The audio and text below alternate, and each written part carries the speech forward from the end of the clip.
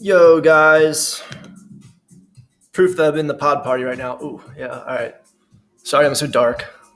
Oh, well, it is what it is. Anyway, I want to teach you guys more about this pod system because I know, even for the veterans that have been around a long time, our team was so small that we never really fully executed a pod system.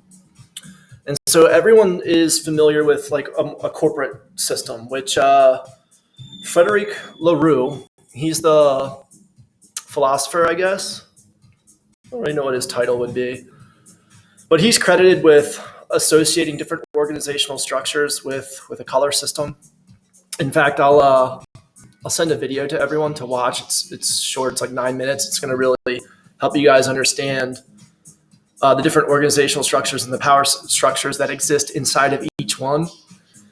And this teal organizational structure, that's the pod system. But what we're doing with the pod system is that each pod itself can have its own power structure. I know I'm still kind of speaking gibberish to a lot of you guys. That's fine. But ultimately, what the goal is here is to give as much freedom and autonomy to every individual so that every individual is basically responsible for themselves. So we eliminate the need for management, but it comes through having to create system and process that we all operate inside of. And that's why we're doing all these new systems, the video reports and all that stuff, because at the end of all this, once we've really evolved everything to perfection, we're going to really not need meetings very often, as needed. We're going to not really need time tracking, maybe for new recruits, but for everyone else, it's going to be output driven. You produce value, you get paid on the value that you create. And most importantly, what we're trying to get to is for everyone to be able to map out their own schedule. So you know what your responsibilities are today, next week, next month, and sometimes even months in advance so that you can organize your own schedule accordingly. And then we have these different communication systems like the reports and all that stuff so that information isn't inhibited. Information still flows. So in a corporate model, information flows up and flows back down. In a pod system, information flows all over. It's kind of think of every pod sitting in some jelly. The jelly, that is harmony. Not just harmony as in the people, but harmony, the entire systems. And that's what allows for communication and information flow between pods, blah, blah, blah, blah. Okay, so what am I talking about? What's new? Okay, Derek and I created this pod profile for a huge pod that we're about to launch. So what is a pod? Let me back up. A pod is a team that comes together to perform a specific purpose, basically a project. So I know I've been confusing you guys. I've gotten a little derailed with the definition of what a pod really is, just because I know it's easier for everyone else just to be okay, supply chain, that's a pod. Amazon, that's a pod. And ultimately, you're just associating pod with department, right? Still thinking in terms of that corporate model. But it's really not. That's not what it is. A pod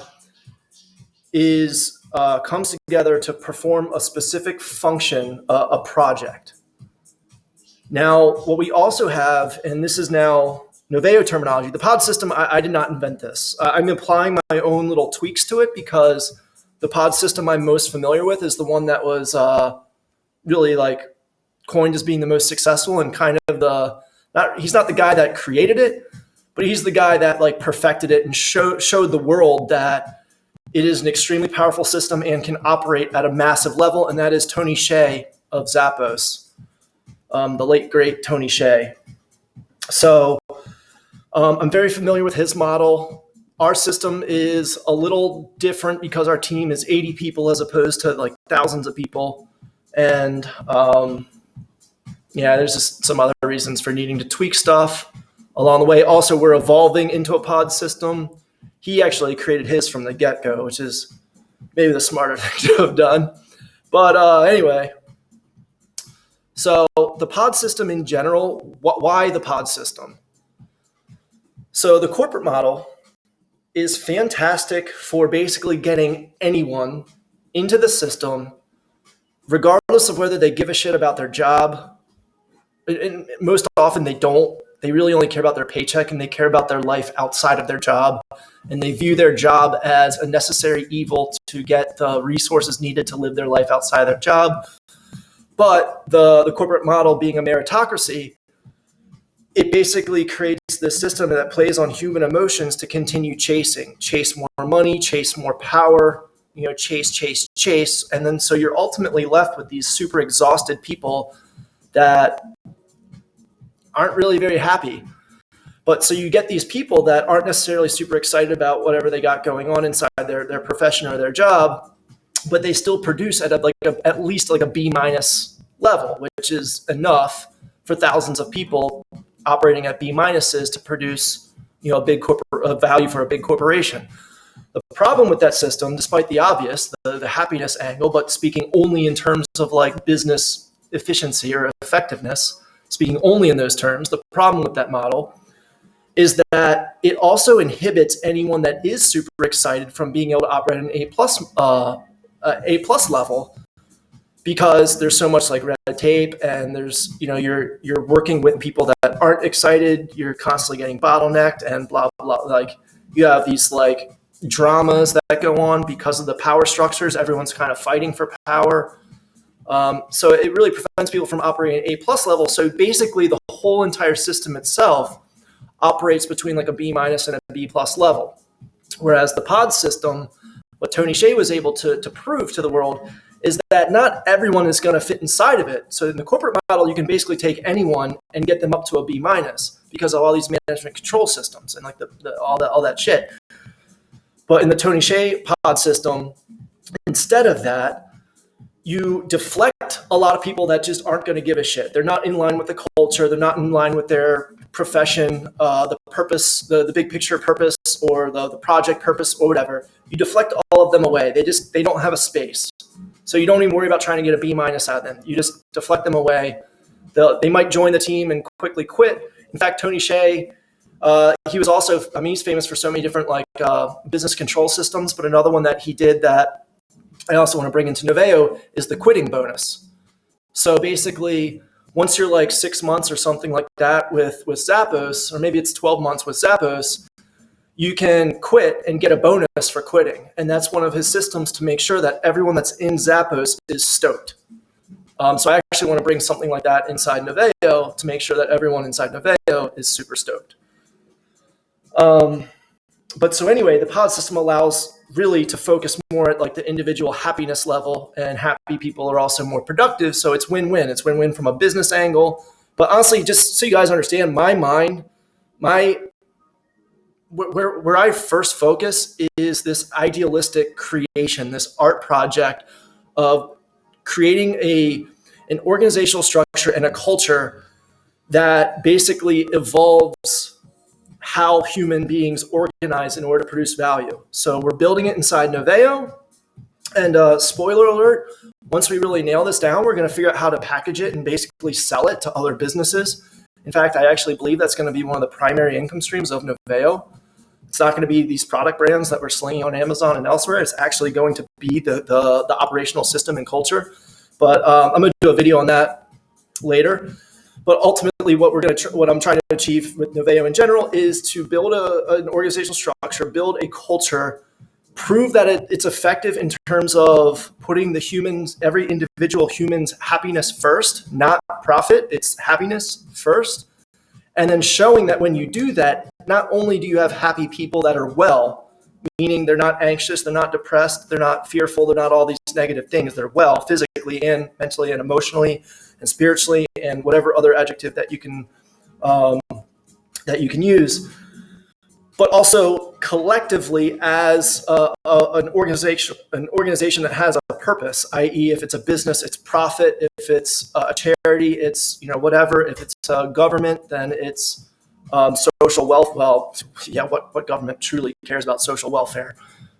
pretend it's social welfare, blah, blah, blah, blah. We create the system, the organizational structure, and the culture that can be inserted into any kind of organizational structure, or basically any kind of organization. And we show that focusing on the individual ends up being the best thing for the collective as well. Okay, that was actually longer than I intended to talk about that, which is kind of my MO. What do you know? I talked longer than I thought I was going to talk. All right, let me jump into this pod profile system. So basically, anytime that we have a project inside of NOVAEO, we're going to go through a pod planning phase, which means Derek and I put this together. I would say it's probably like 70, 80% there. And this is always, like everything in NOVAEO, it's always going to be an evolving process. But any project that we have in mind is going to first go through a planning phase, a pod planning phase. And this is going to be a part of it. So and this is going to turn into a general template that anyone that basically wants to create a project will basically build this template and then recruit to the pod. That's more idealistic future vision. For the time being, NOVAEO does remain more centralized, and it's basically centralized around Derek and I. We are the ones calling the shots. We are the ones employing the strategy and all that stuff. Now, what's the benefit for everyone is that we're so open-minded that we're constantly wanting more people to give collaboration and feedback and all that stuff. So that's kind of how we're trying to decentralize ourselves a little bit. But for today, and probably for the next 2 or 3 years, we're going to remain a pretty centralized system. But the goal is to release from that, and so that we actually have this system in which pods come together, they perform a function, they go through a reflection phase, and then they die. They break apart, and all those resources, the people, the information, whatever, scatters into the system, and then reforms in different pods. Those people can reform into a different pod, producing different function. Blah, blah, blah, blah. So this template, I'm going to do another FYI for those that are going to be in this Amazon content refresh project. I'm going to do another video specifically about this project, but this is the everybody video. So I'm just going to walk through the general stuff. So pod name, pod comms. So where are all the different places that we're going to be communicating within this pod? So we'll always have an Asana project. So we could link to that. Voxer group, I don't think we can link to a Voxer group, so we'll just put whatever the Voxer group's name is, which is going to be an exact mirror of the Slack channel or channels, depending on how big the pod is. So in Slack, we have to do stuff there's no spaces, no capital letters, right? I think. So basically a Slack channel would be something like prefix Amazon, content, I don't know, refresh. That could be a Slack channel. And so that means that that's going to be exactly the Voxer group as well. And that'll be the Asana project name, and that's going to have its own G Drive folder. So Harmony is working on cleaning up all of this stuff, in which we're building what we call a tree. So Asana team, then projects, then section headers, then tasks, and then infinite layers of subtasks. You build out branches of a tree. And then based on that tree, we're going to have exact mirroring for G Drive folders, for Slack channels, and for Voxer groups. And I don't know, maybe depending on how these other platforms play out, they might also be in the tree like that as well. Anyway, so every pod needs to have a purpose, and that purpose needs to be clearly defined and communicated. So again, no need to really skim through this exact one, but that has to be clearly communicated and defined at the get-go. Then you have the pod personnel, which are the roles that are needed in general, and then the people that are going to fulfill those roles. It's going to be very common for there to be multiple people, for an individual to be in multiple pods. And not only that, but to have different roles in different pods, and for pods themselves, as I mentioned before, to have different power structures. So in some pods, we might have an appointed leader. You guys have to listen to this person because they are the appointed leader. In other pods, we might have a more decentralized system in which everybody is working together to produce strategy, planning, execution, blah, blah, blah, blah. And basically it depends on pod size. The bigger things get, the more you have to have like a focal point of leadership, of decision-making, the urgency for it. In the military, man, I always hated all these phrases that we had to learn in the military, and I always forget them now. But basically there was like one built around a bad decision is better than no decision. So it's basically like, it's best to have everyone facing a certain direction than have people scattered, even if it's the wrong direction to be facing. So anyway, different power structures, different leadership structures inside of each pod. Sometimes it's like an established lead. Sometimes it could be a little bit differently. In this particular pod, so we're going to have strategists. So that's going to be Derek and I. Again, it's going to be communicated to that pod that, we want strategy input from multiple people. But in terms of actually defined roles, Derek and I are defined strategy. Every pod is going to have a harmony person in it as well, which is basically the connection to the bigger picture systems. So pod operations officers, which we were basically calling coordinators before. So, but we're trying to input a little bit more leadership into that coordinator role. So the pod operations officer, that their role is to basically be responsible for the SOPs that are within the pod. Then the harmony person is responsible for ensuring the SOPs are followed and understood and all that are general NOVAEO operational SOPs. So things like task deliverables. Is anyone missing their due dates and they didn't properly push their Asana tasking? That's actually handled at the harmony level, because that is a system, that's a team-wide SOP. It's a team-wide process. So AJ would be checking in on all past due tasks, and we'll have SOP. Maybe initially it's just kind of like, hey, you're behind on your tasks. What's up? You okay? If it's systemic and the person's just clearly not giving a shit about our systems, then again, that's like the whole Tony Hsieh, well, screw them, they're out. They don't give a shit, they're out. The pod operations officer, their responsibility is, okay, is this particular, in this case, like an Amazon SOP that we have defined being followed? Yes or no? And they are also the connection to other pods. So if two pods need to be communicating together and building a communication system, maybe like a weekly meeting or a weekly report that goes from this pod over to maybe supply chain. So, everything that we're going to be doing in this particular pod, this Amazon content refresh pod, as soon as we produce new content and stuff like that, it's going to be all right, well, we just revamped this listing. We just made it way sweeter. So Amazon PPC pod, you guys should probably crank up your ad spend. So Joseph, the pod operations officer, his job is to interconnect two pods.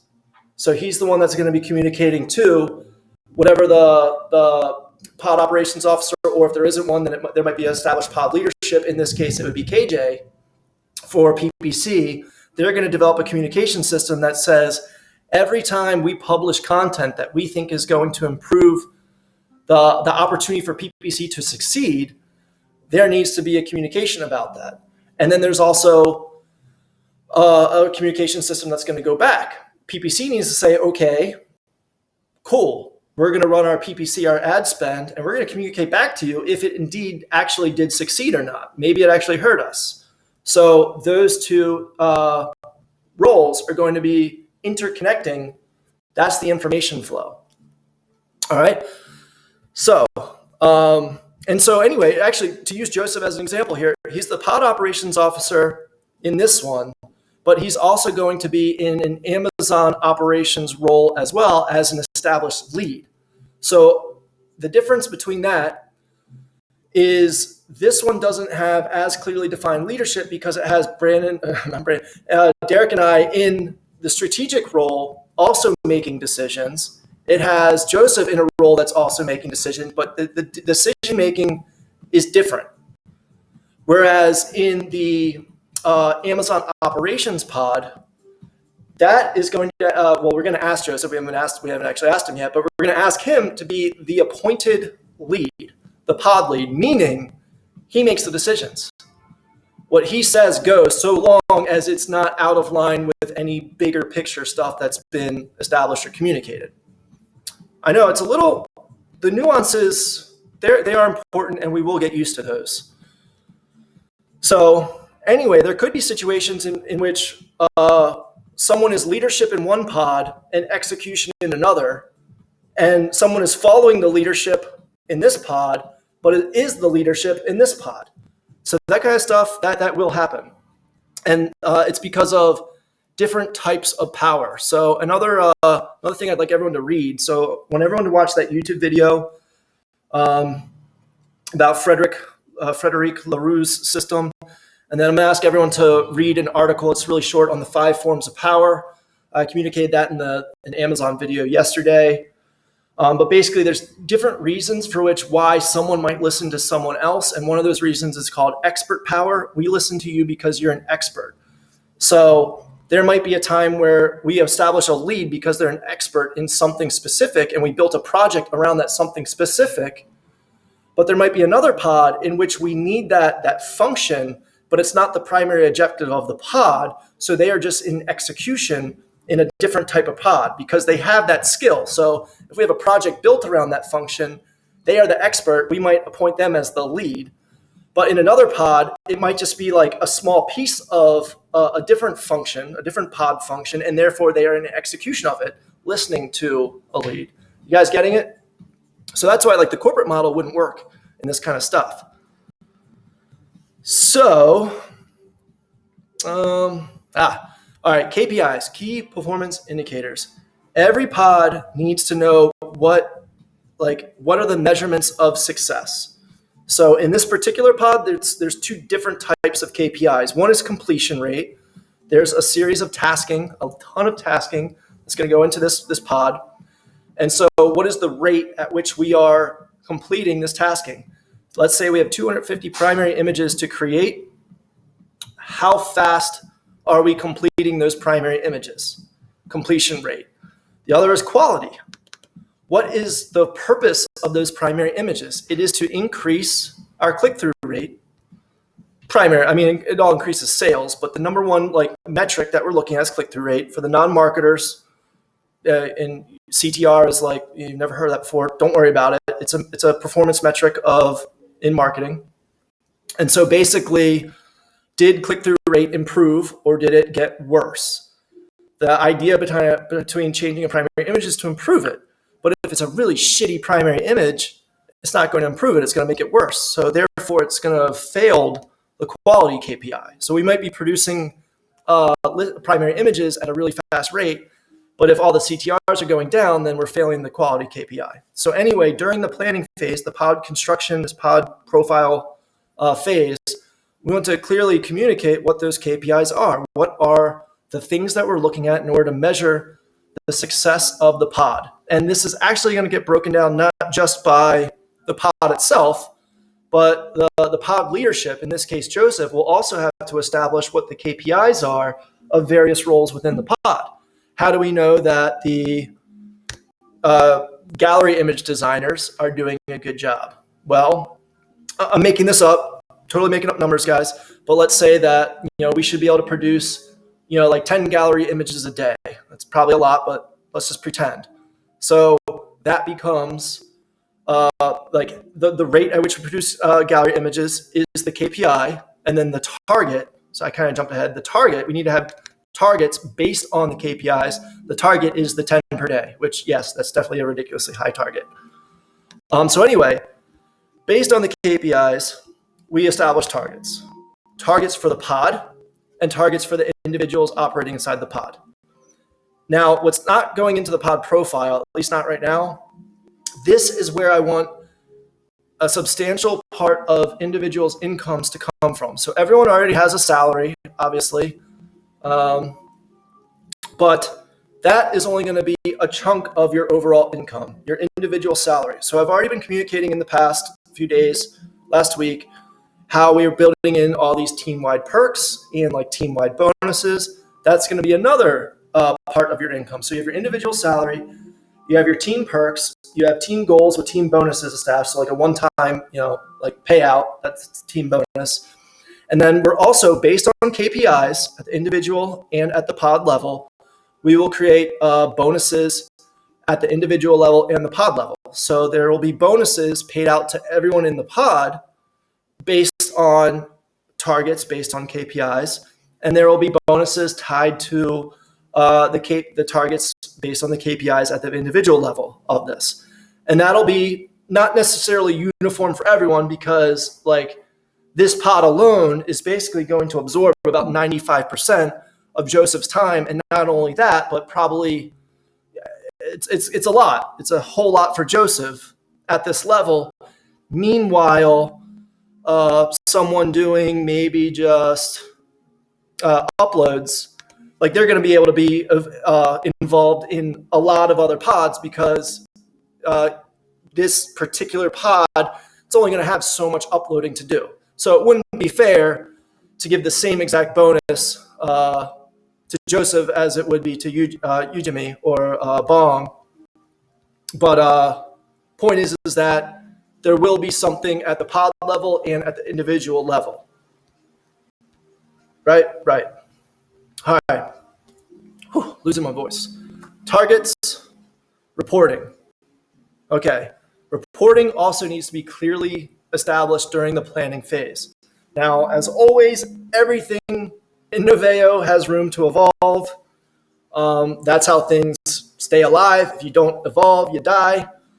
So everything can evolve, but we want to establish what we can best predict would be the best reporting system and the information to be reported during the planning phase, during this pod construction.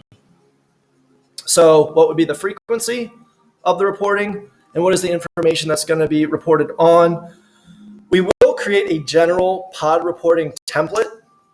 And so that'll make this part a lot easier. We can just look at the template and then tweak what is or is not needed from the template. But for now, I just kind of threw this stuff in there. And then reporting frequency does not necessarily always have to be weekly. Could be bi-weekly, could be monthly. It just all depends. Meetings. Are there going to need to be scheduled meetings like once a week or bi-weekly or whatever? Some cases, yes. In some cases, no.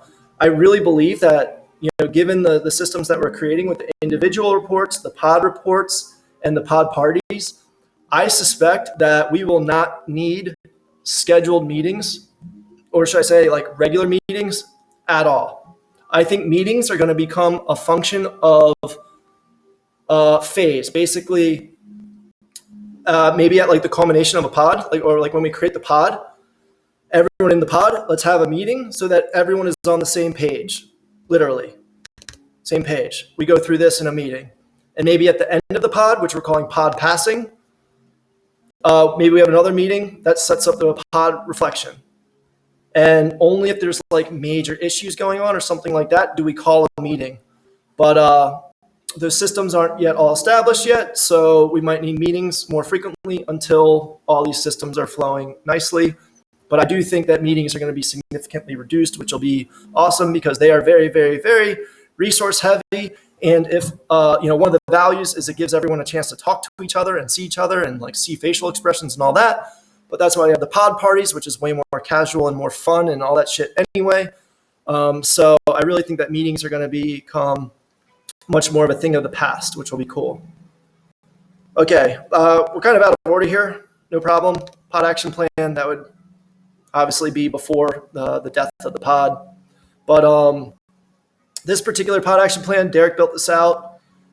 This is way longer than probably what most pods will need. And in fact, it probably doesn't even have everything. I think Derek just kind of dumped his brain over the course of like an hour or so. And we'll have Joseph, myself, and Derek probably go through this and probably build out even more. But this is such a massive pod. It's literally revamping like 250 listings. And we have to we're going to need to build some templates along the way that'll be used for, even future listings and all that stuff. So this is like a massive, massive pod. So that's why this is so robust. but ultimately it needs to be clearly defined what the action plan is. If we have milestones to achieve, we want to put that in here. I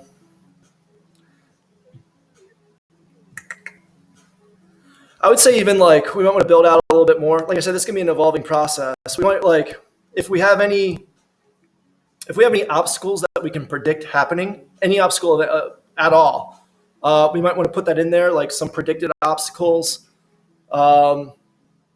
softwares and resources. So I think he put references down here. Like softwares, resources, tutorials, learning materials, SOPs. All that stuff is also going to go into this GDoc for the pod plan, pod profile. Makes sense? Okay. So going back to the pod personnel stage of this. So what we were calling before, such as the creative pod or the Amazon pod, that was actually wrong. I'm sorry for letting that continue, but I know it's easier just to start using NOVAEO words like pod, but still think in terms of corporate culture. So a pod is not a department, if you want to call it that. And what we're calling creative in NOVAEO terminology, what we would be calling just Amazon in general in NOVAEO terminology, basically what we're saying is these people have a certain set of skills. So you are a graphic designer or a copywriter or a director, like a creative director. I know like if you get into the creative world, a copywriter is not a designer, but from an outsider's perspective, like a supply chain person, it's a similar skill set. You're creating creatives. And so instead of calling that a pod, because a pod is a project, creative is not a project. That is a collection of related skills. So we're calling that a guild. So similar to the old days, like a blacksmith guild or a textile guild or whatever, that's how we're thinking of that. So it's a bunch of people that have similar skill sets are in a guild. And that's why we also need to build out, actually, I'll reference that in a second, this. So Derek and I started mapping this out. These are guilds. So we have an Amazon marketing guild. This is evolving, but basically we're listing out every single type of skill that is involved in Amazon marketing, which includes creative skills. So these are the Amazon marketing guild skills, and not this. We only have a few names on here, but ultimately we would build out every single person's experience and interest in performing those skills. So that what would ultimately happen is when it comes time to build a pod, first we list out all the roles that we need. We would then reference the guild for each of these roles, and basically puzzle piece people in. It's not select and direct. It's a collaborative effort. It's like, hey, Joseph, do you want to be the pod operations officer for this? Yes, I do. Okay, sweet. You're the guy. And that's going to be dependent. So now imagine we have like a 500-person NOVAEO team or 1,000 people. And so we have like tons of graphic designers and stuff like that. Who gets put into each pod will be based on interest and also what's on their plate. Maybe they don't have any time to join another pod. But so we need to continue. Where is it? We need to continue building out the guilds. So Amazon Marketing Guild, by the way, is different than the Amazon Operations Guild. This is more, I know I'm probably going to lose people that aren't at all in Amazon, but Amazon Operations is kind of more like seller central stuff, back-end stuff. Some of these might even be a little bit miscategorized, or sometimes you kind of have crossover between the two. We'll just pick something. But ultimately, yes, these are the guilds. So we want to have everyone that's interested and experienced in flat file uploads listed here. Everyone that's interested and experienced in creating lightning deals listed out here. And that's going to help us establish when we create a pod, who's going to go, or who do we even talk to recruit into the pod. So we actually have like a pod recruiting phase. which is pretty cool. This is also going to be part of how we ensure that people are doing jobs that they really like to do. Now, we're still kind of a small team. I mean, 80 people is pretty big, but we don't have too many redundant skills. So right now, a lot of people will probably fall into things that they aren't super excited about just because they're the only person that can do it. But again, we're building the systems now that will allow for us to forever scale bigger and bigger and bigger. And so this system will allow for people to always land into roles that they want to perform and projects that they want to be a part of. So that's the concept of the guild. Let's see, I don't think I have the spreadsheet open that Joseph made. Oh, maybe I do. Is this it? Yeah, okay. So Joseph, a long time ago, made this one. So this has a lot of the Amazoners' experience and interest based on various skills in the world of Amazon. And then Lydia made something similar. These are our designers and copywriters for all things creative. So here's all these different types of creative tasking. So what's experience and interest level there, which by the way, we would need to send out for Harmony SOP would be to update this once every month or 3 months or whatever, because people's interests are going to change and their experience is going to change, especially projecting even further into the future. I'm really only wanting people to work around 25 hours in actual project execution, and then they'll therefore have time for other things like professional development. So using Stara here, she has more interest than experience in Amazon listing image design. Therefore, she can use some of that time that we have blocked off for professional development in gaining experience and skill in Amazon listing design. And therefore, once she feels like she's an expert in it, maybe she bumps herself up to 3. So anyway, this system and where's Joseph's? We want to eventually have a specific NOVAEO template for. They're similar, but they're different. So we'll create a very a templated system for this. In fact, Joseph's is using 1 to 5, Lydia's is 1 out of 3. So we'll make that uniform. But that's going to be what communicates the guild skills, and that's going to be how we do pod recruiting. Makes sense? Makes sense. And then we'll also be building out both probably either in spreadsheet or GDoc form, lists of all active pods, lists of all active guilds. And so as you guys saw, you might be in 2 guilds because this is the creative guild, and you do, all these folks are doing Amazon A+ content design. So Stara, Jason, Rodrigo, Mas, all of you guys can do Amazon A+ content design. We do want that noted in creative because if you're a creative lead, this is where you're looking. But if you're leadership in Amazon, then you're going to be looking at the Amazon guild. So we will have duplicate entries. Make sense? Makes sense. Anyway, so yeah, for technical information or technical presentation of information, we'll have all this in spreadsheet form, I guess, maybe GDoc, but spreadsheet probably. But then for a more visual reference, we'll also be creating kind of like a bubble diagram that has all of the active pods, who's in it, and then links out from inside the bubble diagram that link you to the pod planning, GDoc, SOPs, resources, all that stuff straight from the visual. And so most of us will be referencing the visual representation to understand the big picture of what's going on and where we all fit into it. Cool. I think that's everything.